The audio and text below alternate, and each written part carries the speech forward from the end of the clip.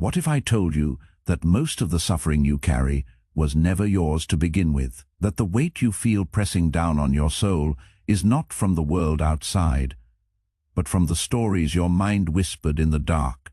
When no one was watching, there exists a truth so easily ignored, yet quietly persistent. That pain is not our greatest burden. Our resistance to pain is somewhere between our expectations and reality, between what we hoped would happen and what did. A silent war begins. A tension forms, a dissonance so deep it echoes through our chest like a quiet storm. We try to hide with smiles and distractions. Plato once said the soul becomes confused when it forgets its origin, and maybe that's what's really happened to us. Not that life got harder, but that we forgot who we were before the world told us who to be. What are you really chasing? When you walk into a room with your shoulders tight and your heart guarded, when you speak but feel unheard, when you give but feel unseen, when you love and still feel alone, is it safety or is it proof that you matter? Carl Jung believed the things we repress don't disappear. They wait, becoming shadows that follow us into every decision, every relationship, every sleepless night. So what happens when we stop and look directly at that shadow, not to judge it, but to learn from it? Imagine waking up before the sun, the sky still a deep gray, the world still asleep, and you standing at the edge of your own thoughts, not rushing, not reacting, just watching. That, right there, is the beginning of freedom. The Stoics taught us that you don't control what happens, you only control how you respond, but we've forgotten this ancient wisdom in a world that teaches us to chase, to fix, to control everything. What if you stopped chasing for one morning? What if you simply noticed the sensations in your chest, the rhythm of your breath, the quiet ache behind your eyes, and said, yes, this is me, and it's enough. The sacred tension between who you are and who you could become is not meant to be solved. It's meant to be lived like a tightrope walk between fire and stillness. Your presence is the balancing pole, your breath the only anchor. We have confused control with power, but true power is surrender.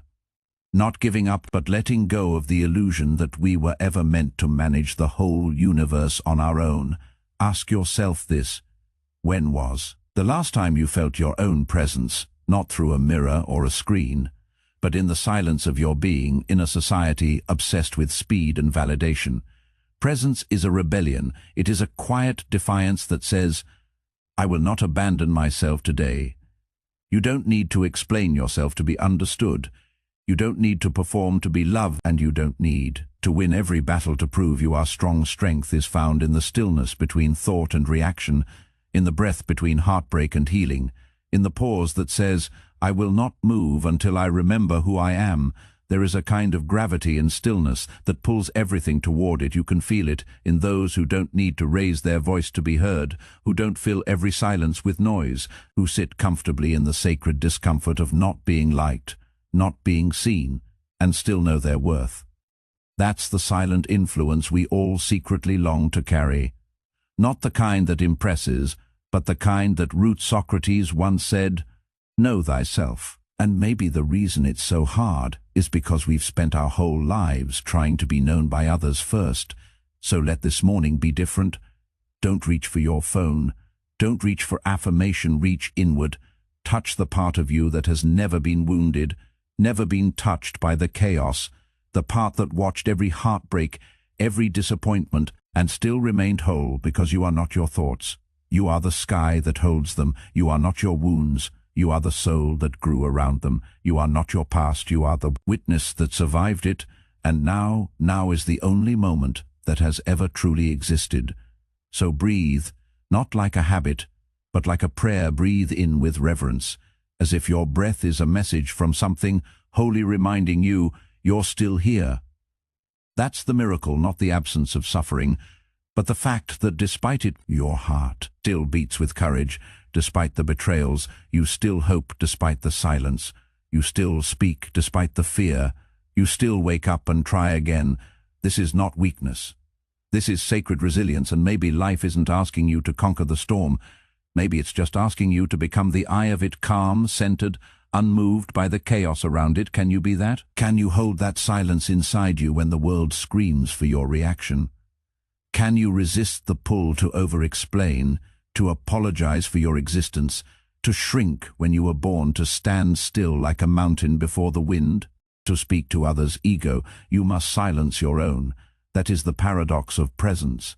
It doesn't shout, but it is always heard. It doesn't chase, but it is always noticed. It doesn't beg, but it is always respected. So let today begin not with striving, but with returning to the truth beneath the noise.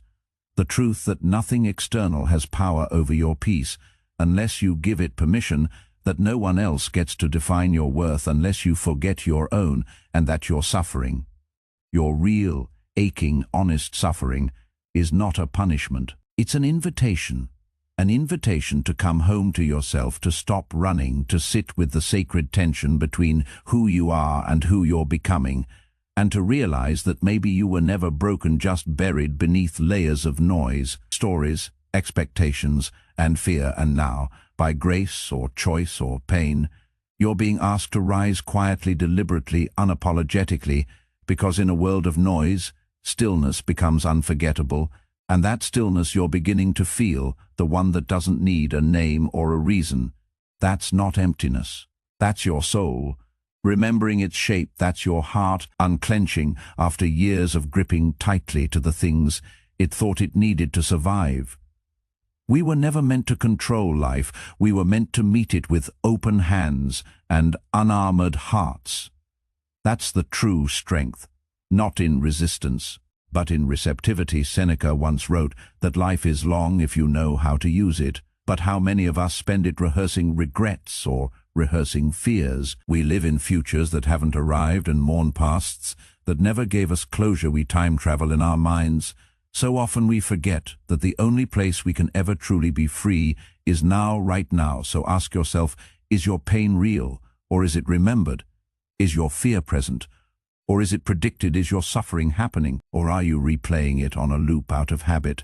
Most of what you call suffering is not pain, but resistance to pain. It's not heartbreak, but the refusal to let go of what's already gone.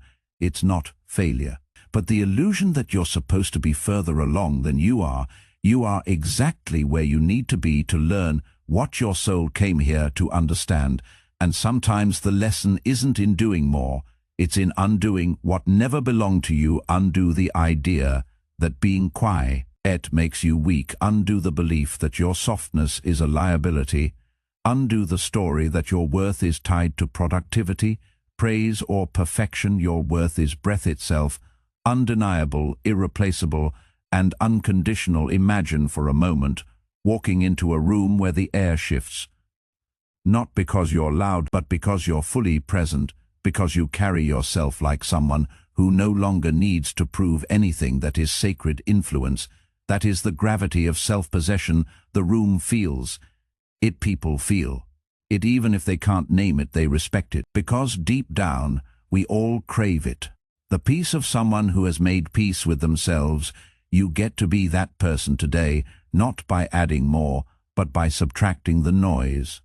The noise of comparison, the noise of guilt, the noise of expectation that never fit your soul. There is no map to inner peace. There is only the courage to stop looking for one and instead to start listening to the quiet voice that's been speaking to you since before you could speak back, the one that whispers, "You are already enough." So when your thoughts rise like waves, do not panic. Be the ocean when fear knocks. Do not hide. Open the door and greet it as an old friend who's come to teach, not to harm. When pain presses against your ribs like a memory that won't leave, let it teach you how to breathe wider. You will not drown. You are learning how to float, and in time how to fly. Aristotle said that happiness is the expression of the soul in virtuous action. So let your virtue today be presence. Let your strength be stillness. Let your power be softness that doesn't yield to fear, but dissolves it. You are not here to impress. You are here to embody. And if you are going to carry something today, Let it be grace not as a posture, but as a way of being grace for yourself for the moments you feel too much, for the mornings when your spirit feels slow to rise, for the thoughts that still cling like fog. They don't make you broken, they make you real. And what's real is never weak. It just takes time to remember itself. There is no rush, there is only rhythm. And today, your only task is to return to it, again and again, until your body learns that safety is not something you find in others. It is something you come home to within, and when you walk through the world from that place, calm, anchored, unshakable, you give others permission to do the same. That's how we end suffering, not by escaping the world, but by showing up to it differently, with open eyes, with a grounded spine, with a heart that has learned to hold pain and peace at the same time, because maybe the highest wisdom isn't to avoid suffering. It's to transform it, to let it carve us into deeper vessels so we can hold more light, more love, more presence, and one day look back and say, not why did this happen to me, but thank you, because I would have never met myself otherwise. So breathe softly, steadily, let the world fall away, and just be, because in this quiet space, in this still morning, you are no longer suffering, you are awakening, and now you know you are free.